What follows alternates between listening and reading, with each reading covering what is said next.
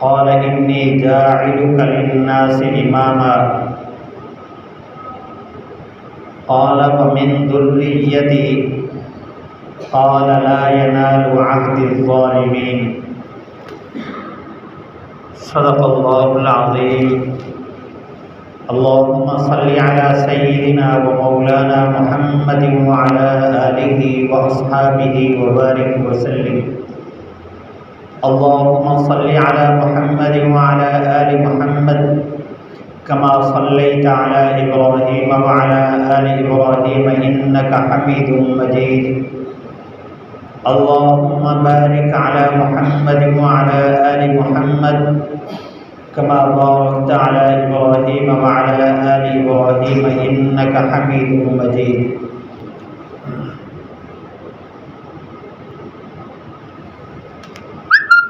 ذوالحجہ کی 11 تاریخ ہے۔ سنت ابراہیمی علی صاحبہا السلام کی ادائیگی کا دوسرا دن ہے۔ اہل اسلام اپنے پیارے آقا حضرت محمد رسول اللہ صلی اللہ علیہ وسلم کے حکم فرمان اور طریقے کے مطابق اللہ کو خوش کرنے کے لیے جانور ذبح کر رہے ہیں اور ایثار کے خوبصورت مناظر نظر آ رہے ہیں جن کو اللہ تعالیٰ نے اہل ثروت میں شامل فرمایا، صاحب نصاب بنایا، مالداروں کی صف میں شامل فرمایا ہے۔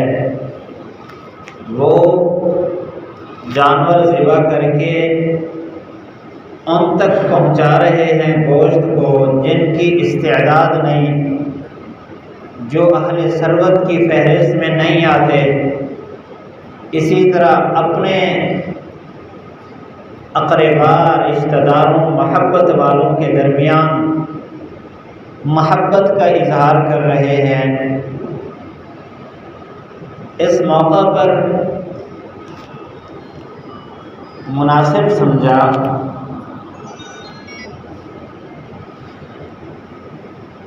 کہ حضرت ابراہیم علیہ السلام کے طریقہ زندگی سے امت کو ایک بہت بڑا سبق ملتا ہے۔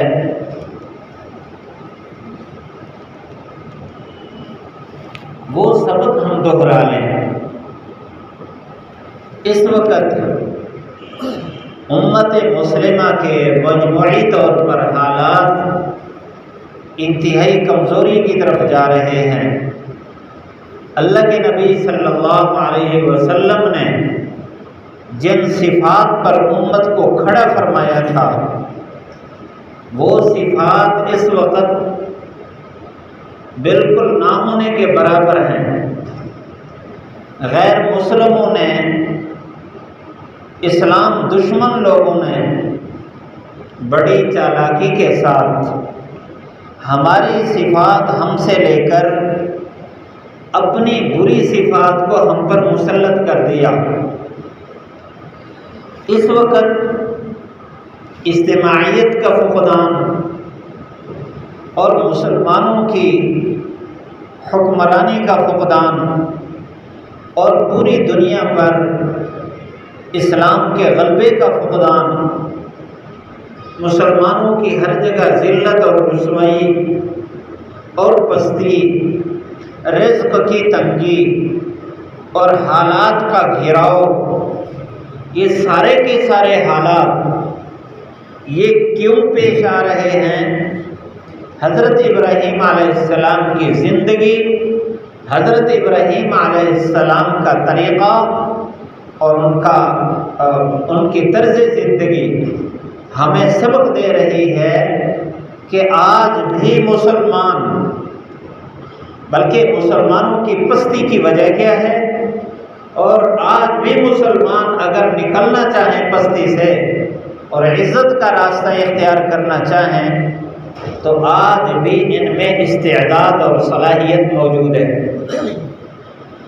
یہ آیت جو میں نے آپ کے سامنے پڑھی، اس آیت میں اللہ تعالیٰ نے ایک ہی آیت میں پوری امت مسلمہ کو ایک سبق دے دیا۔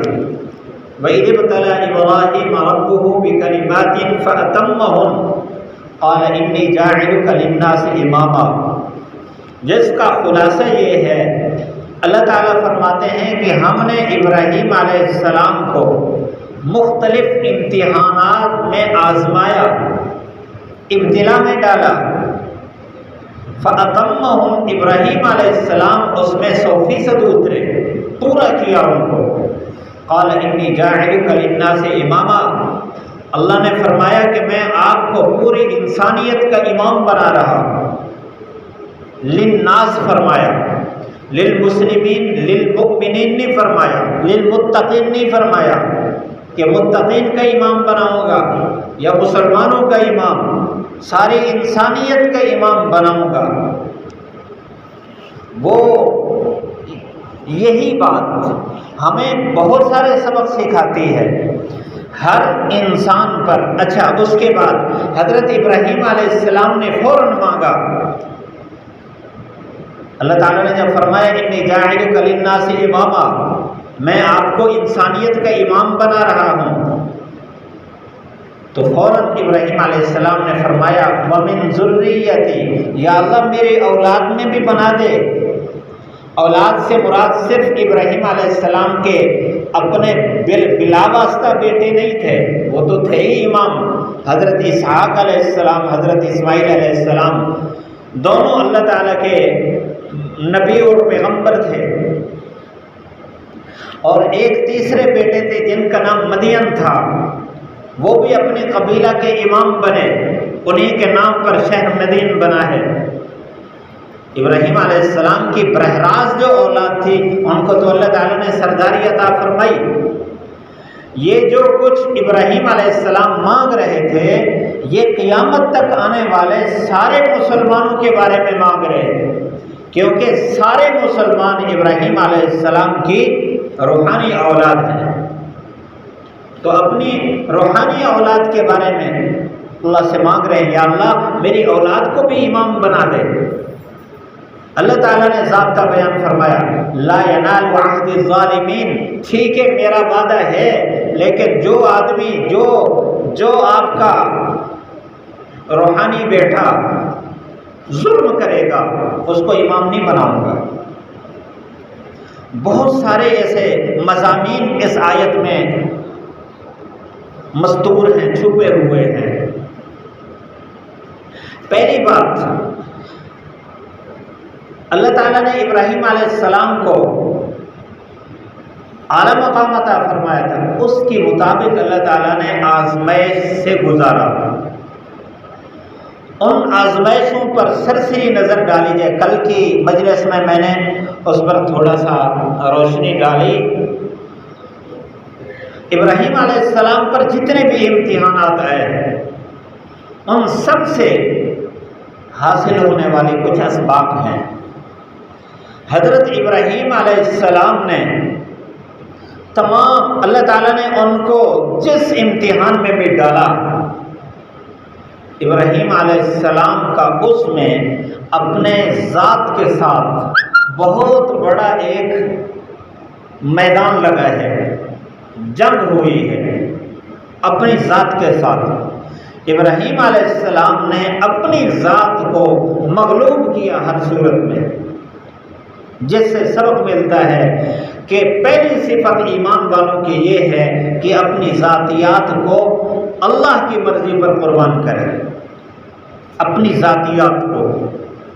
اور یہ اس وقت مجموعی طور پر مفقود ہے مسلمانوں میں۔ ہم تھوڑا سا غور کریں اپنی معاشرتی زندگی میں، تھوڑا سا غور کریں، ہم ایک ادنا بات پر بھی ہمیشہ اپنی ذات کو مقدم رکھتے ہیں، ذاتیات پر ہم اسلام کو، اللہ کے نبی صلی اللہ علیہ وسلم کی سنتوں کو، فرائض کو، حلال اور حرام کو، جائز اور ناجائز کو، نہیں دیکھتے، اپنی ذاتیات کو ہمیشہ مقدم رکھتے ہیں، ایک ادنا سے فعل سے لے کر اعلیٰ فعل تک۔ ہم اپنی زندگی میں دیکھیں، میں اپنی زندگی میں دیکھوں، میں اپنے معاشرے میں اپنے بھائیوں کو دیکھوں، 1 روپے کا مسئلہ ہو، ذاتیات مقدم ہے، 1 لقمے کا مسئلہ ہو، ذاتیات مقدم ہیں، 1 بالشت زمین کا مسئلہ ہو، ذاتیات مقدم ہیں، صرف آگے پیچھے بیٹھنے کا مسئلہ ہو، ذاتیات مقدم ہیں۔ ہمیشہ ہم نے اپنی ذاتیات کو رکھا، ذاتیات کو کبھی قربان نہیں کیا اللہ کی مرضی پر، اللہ کے نبی کے طریقوں پر، ذاتیات کو ہم نے مقدم رکھا، خواہشات کو مقدم رکھا۔ مجموعی طور پر امت مسلمہ اس بیماری کا شکار ہے۔ دوسری بات، حضرت ابراہیم علیہ السلام نے ہمیشہ اپنے فعل کو اللہ کے سامنے پیش کرنے کے بعد بھی اس کو اس لائق نہیں سمجھا کہ وہ قبولیت کے اعلیٰ درجے پر ذاتی طور پر فیض ہوگا جب تک اللہ تعالیٰ کا کرم نہیں ہوگا۔ یعنی ابراہیم علیہ السلام نے اپنے کردار کی تکمیل میں ذاتی کمال نہیں سمجھا، اللہ کی توفیق سمجھا ہر جگہ۔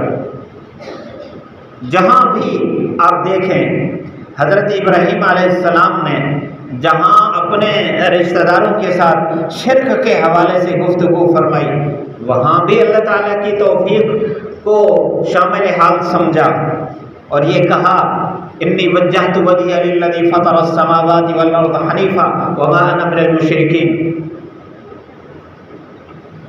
کہ اس ذات نے جس نے مجھے پیدا کیا ساری صلاحیتیں اور توفیقیں اس نے دی ہیں، میں تو اپنی توفیق کو ادھر ہی لگاؤں گا۔ جس آزمائش میں بھی ابراہیم علیہ السلام قدم رکھتے ہیں اس میں اپنا ذاتی کمال نہیں سمجھا، ہمیشہ اللہ تعالیٰ کی توفیق سمجھے۔ ہمارے اندر دوسرا مرض روحانی یہ ہے کہ مجموعی طور پر اس لیے کہہ رہا ہوں کہ بہت سارے افراد نیک ہیں، ایسی صفات کے مالک موجود ہیں، لیکن فیصلہ اکثر پر ہوتا ہے۔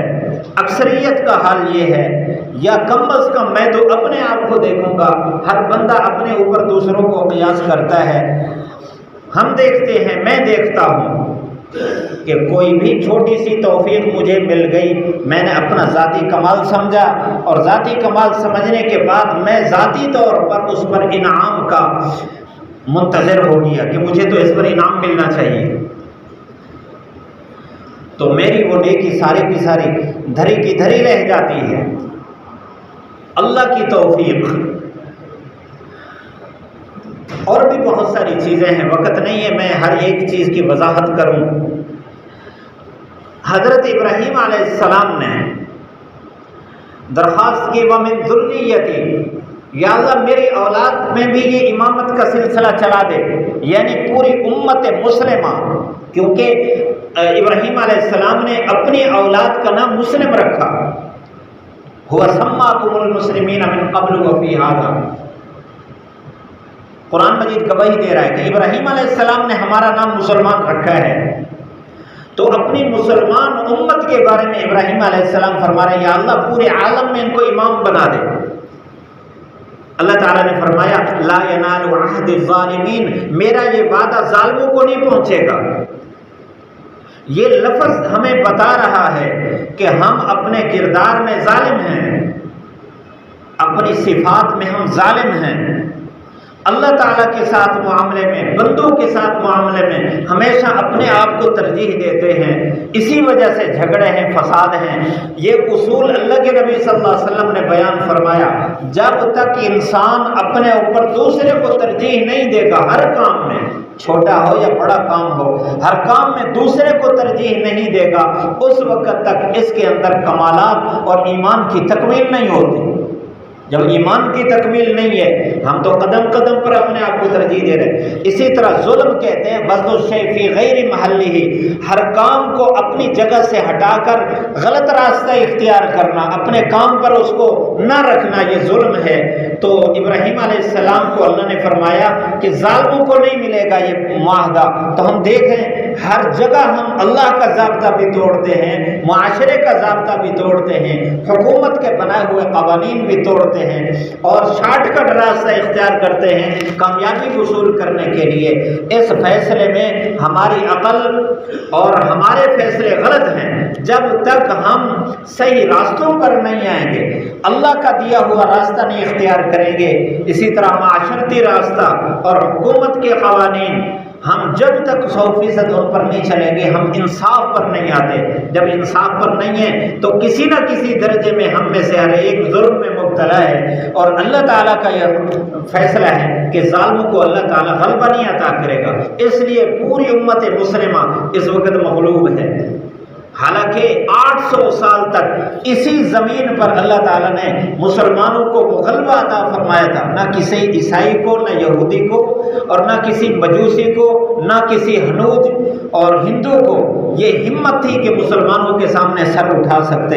ہمیشہ مسلمانوں کو اللہ نے عزت دی ہے۔ مسلمان اس لیے زیر تاب آئے ہیں، مغلوب ہوئے ہیں کہ اپنی صفات چھوڑ چکے ہیں۔ یہ آیت ہمیں بتاتی ہے اور آج کے دن کی قربانیاں ہمیں بتاتی ہیں کہ ہمیں اپنی اصل صفات پر آنا پڑے گا۔ اصل صفات پر آئیں گے تو انشاءاللہ پوری دنیا میں اسلام کو اللہ پھر غلبہ عطا کرے گا، مسلمانوں کو عزت عطا کرے گا، اور اللہ تعالیٰ ہر طرح کی فراوانی عطا کرے گا۔ اللہ ہم سب کو عمل کرنے کی توفیق نصیب فرمائے۔